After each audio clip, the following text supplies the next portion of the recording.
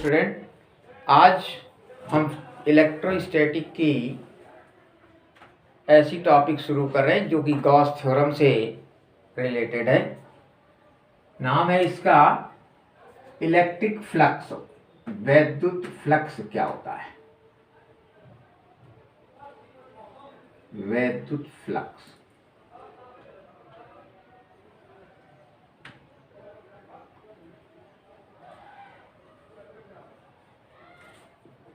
Electric flux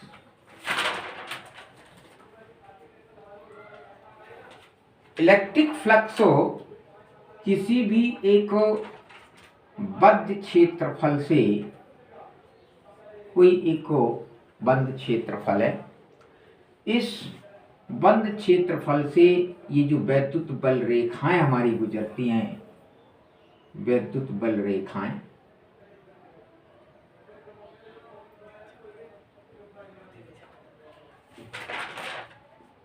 ये वैद्युत बल रेखाएं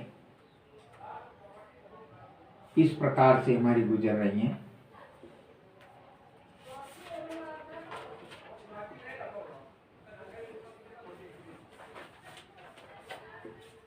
ये एक ए बी सी डी एक बंद क्षेत्रफल है और इस क्षेत्रफल से ये वैद्युत बल रेखाएं गुजरती हैं।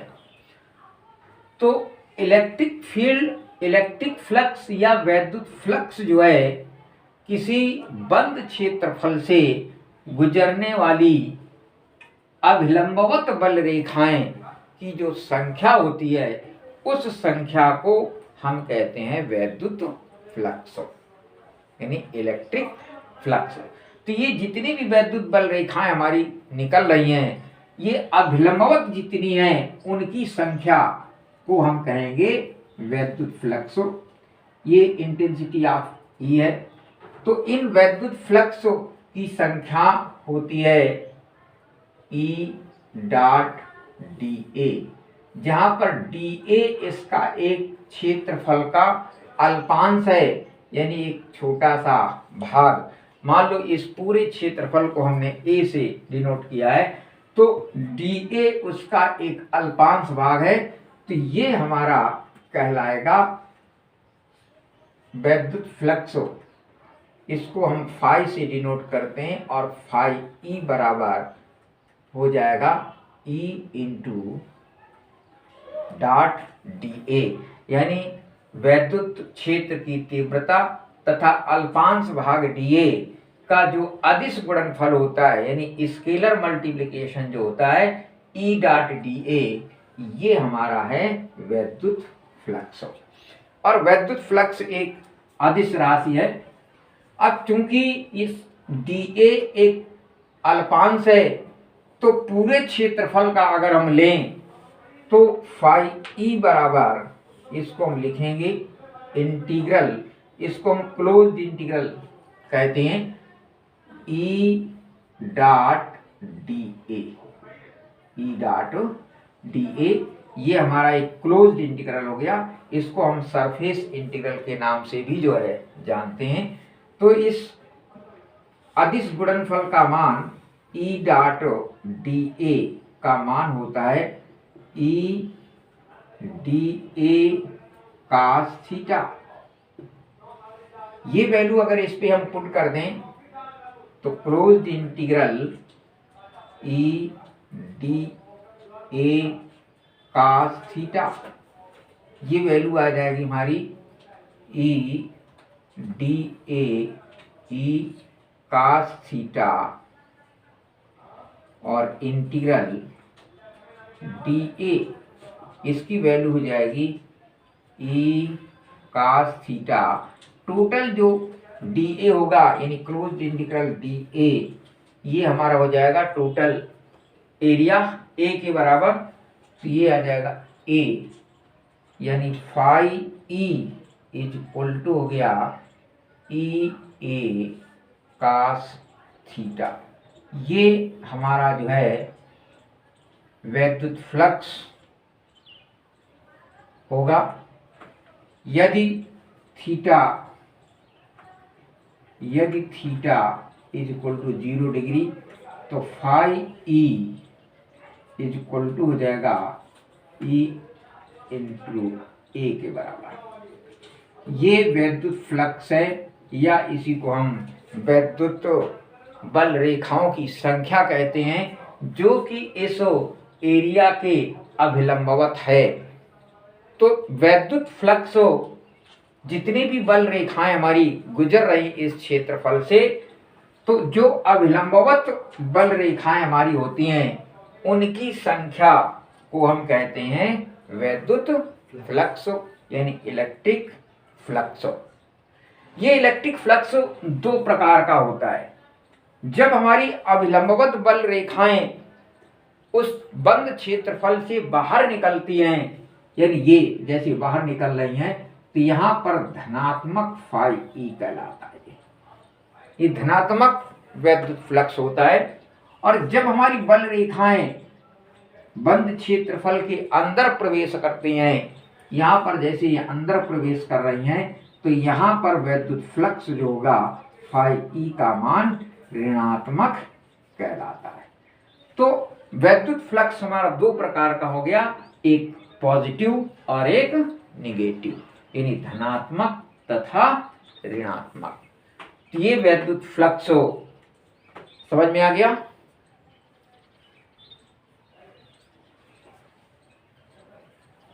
करते हैं सॉलिड एंगल क्या है।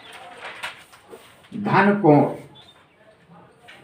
कोई क्षेत्रफल एक ये है और ये एक बद्ध क्षेत्रफल किसी बिंदु पर, मान लो ये बिंदु है, इस बिंदु पर ये जो कोण बनाता है इसको बोलते हैं ओमेगा, यानी ये कहलाता है घन कोण।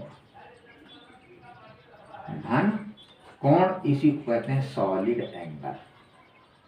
सॉलिड, ये हमारा जो है सॉलिड एंगल कहलाता है, घन कोण।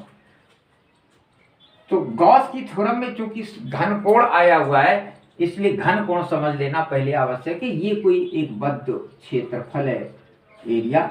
इस बद्ध क्षेत्रफल के द्वारा ये कोई बिंदु है, इस बिंदु पर जितना कोण बनता है उसे हम घन कोण कहते हैं।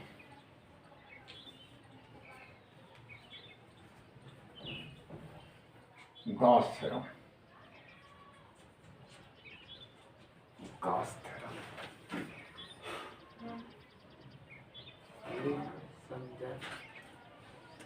गॉस की प्रमेय, ठीक।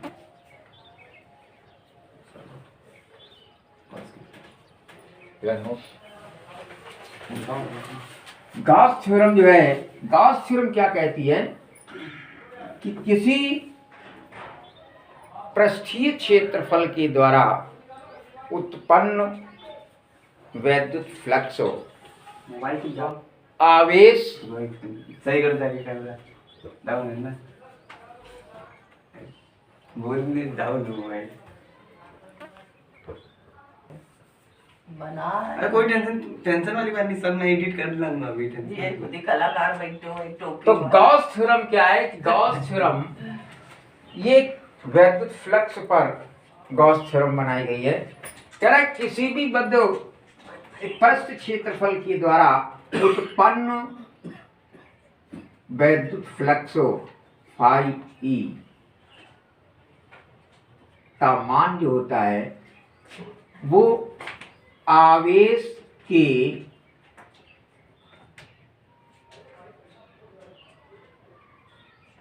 वन अपान साइलेंस नॉट गुना होता है। बद्ध जो हमारा वैद्युत फ्लक्स है फाई ई, उस बिंदु के आवेश के वन अपान साइलेंस नॉट गुना के बराबर होता है। ये एफ साइलेंस नॉट क्या है? माध्यम की वैद्युतशीलता, ये हमारी है एफ साइलेंस नॉट, और क्यू हमारा आवेश है। ये थ्योरम का कथन है। इस थ्योरम को हमें प्रूव करना है। मान लो कि ये कोई एक बद्ध एरिया है। इस बद्ध एरिया का एक अल्पांश हमने ये लिया इतना, ये अल्पांश जो है हमने लिया और इस अल्पांश का मान dA है D। और इस बिंदु एरिया के अंदर एक बिंदु हमने P लिया, इस P बिंदु पर प्लस Q आवेश हमने रखा और यहां से यहां तक की ये दूरी हमारी R। तो ये जो अल्पांश हमने dA लिया है, dA इस P बिंदु पर एक एंगल बनाएगा,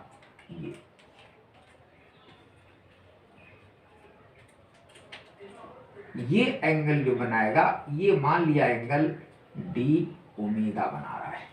इसी ओमेगा को हम घन कोण कहते हैं, सॉलिड एंगल। इसी को पहले हमने बताया था कि घन कोण समझ लीजिए क्या है। किसी भी एक पृष्ठीय क्षेत्रफल के द्वारा किसी बिंदु पर बने हुए कोण को हम घन कोण कहते हैं। तो ये एक अल्पांश dA हो गया और इस dA के द्वारा यहाँ पर P बिंदु पर एक अल्पांश हमारा बना रहा है कोण dA d ओमेगा। ये भी हमारा अति लघु है। dA की दिशा ये इलेक्ट्रिक फील्ड की दिशा है और इससे एक अभिलंब हमने खींचा, ये अभिलंब हमारा, इसकी भी दिशा यही E की दिशा ही होगी, E की दिशा अभिलंब की dA और ये अल्पांश हमारा है।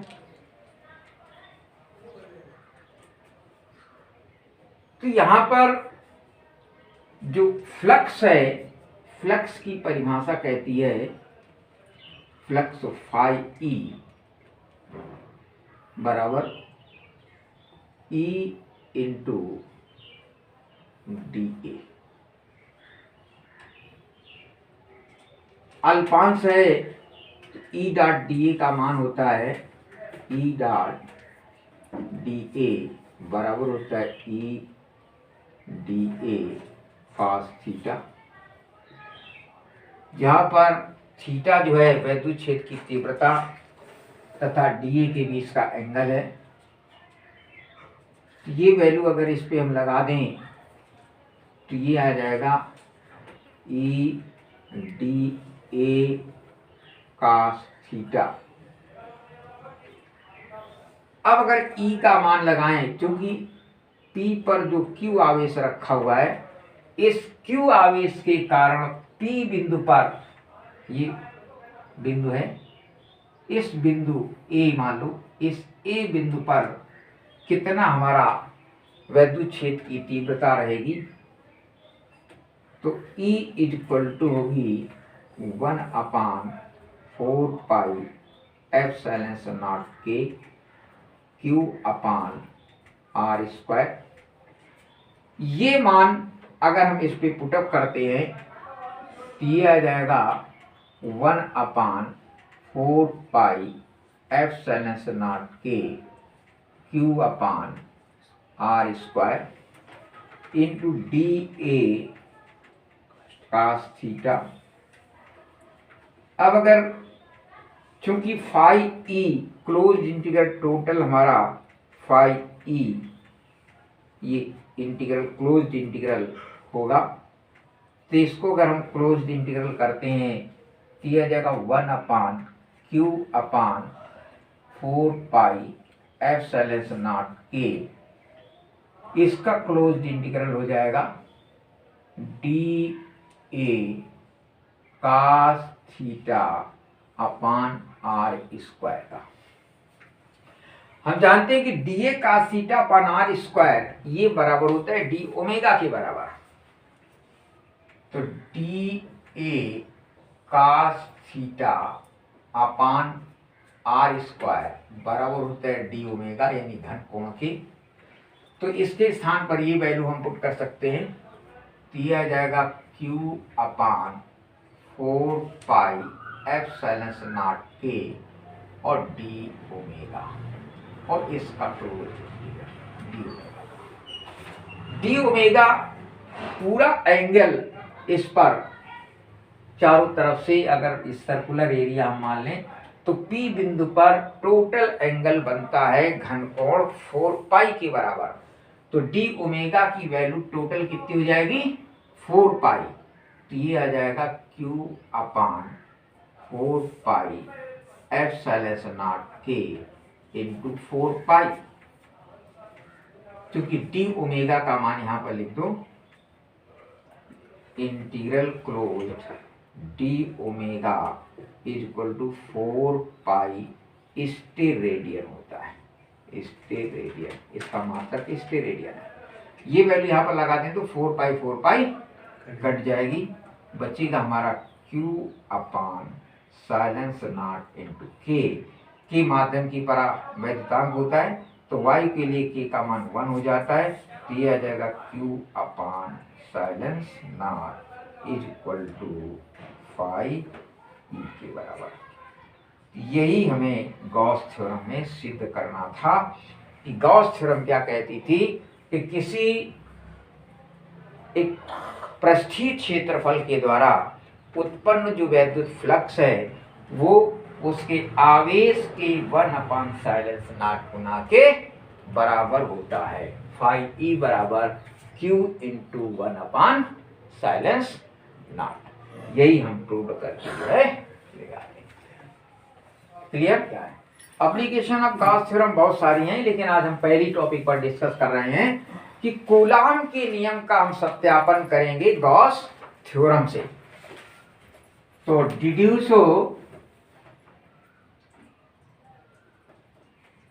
Deduce coulombs law, coulombs law from Gauss theorem, from Gauss theorem. वैसे तो हम कूलाम्स लॉ पढ़ चुके हैं। कूलाम्स लॉ क्या है? जब कोई दो बिंदु आवेश आपस में r दूरी पर स्थित होते हैं तो उन पे लगने वाला वैद्युत बल उन आवेशों के गुणनफल के अनुक्रमानुपाती तथा बीच की दूरी के वर्ग के व्युत्क्रमानुपाती होता है। हम जानते हैं, पहले हम निगमन भी करा चुके हैं, लेकिन हम गॉस की थ्योरम के आधार पर देखेंगे कि गॉस की थ्योरम क्या प्रूव करती है इस नियम को। देखो, तो गॉस ने क्या बताया? गॉस ने ये बताया कि किसी बद्ध क्षेत्रफल द्वारा जो हमारा वैद्युत फ्लक्स है फाई ई, ये बराबर होता है E डॉट डी ए होता है, और ये E डॉट डी ए ये बराबर किसके होता है? Q अपान साइलेंस नॉट के बराबर। ये गॉस थ्योरम कहती है। अब E डॉट डी ए, इसको हम E डॉट डी ए, ये अदिश गुणनफल है, इसको हम लिख सकते हैं E D A cos theta. अगर थीटा की वैल्यू मान लो 0, तो ये आ जाएगी, ये बराबर हो जाएगा E डी ए के बराबर, क्योंकि कास थीटा 0 का मान 1 होता है। तो closed phi E, closed integral phi E बराबर closed integral E dot D A बराबर हो गया इंटीग्रल E डी ए के बराबर। अब यहां पर इसको हम लिख सकते हैं E इंटीग्रल डी ए। टोटल क्षेत्रफल जो होता है वो कितना होता है? 4 पाई आर स्क्वायर पृष्ठ का। किसी भी पृष्ठ का क्षेत्रफल क्या होता है? 4 पाई आर स्क्वायर। तो डी ए बराबर क्या हो जाएगा? डी ए बराबर हो जाएगा 4 पाई आर स्क्वायर। ये वैल्यू हमारी इतनी भी, और ये वैल्यू किसके बराबर है? क्योंकि फाई ई किसके बराबर है? क्यू अपान साइलेंस नॉट के। तो ये वैल्यू हमने पुट की E into 4 pi R square बराबर Q upon epsilon naught. 4 pi R square को उधर भेज दो तो E बराबर 1 अपान 4 पाई एप्सिलॉन ये आ गया, और Q अपान आर स्क्वायर ये हो गया। ये क्या है? E क्या है? E हमारी वैद्युत क्षेत्र की तीव्रता है। ई क्या है? वैद्युत क्षेत्र की तीव्रता। ये एक बिंदु आवेश के कारण किसी बिंदु पर वैद्युत क्षेत्र कितना होता है? ई बराबर 1/4πε0 के क्यू अपान आर स्क्वायर। तो ये हमारी वैद्युत क्षेत्र की तीव्रता आ गई। अगर ये कहा जाता कि गॉस के थ्योरम से वैद्युत क्षेत्र की तीव्रता ज्ञात कीजिए, तो गॉस के थ्योरम से हमने वैद्युत क्षेत्र की तीव्रता ज्ञात हो गई।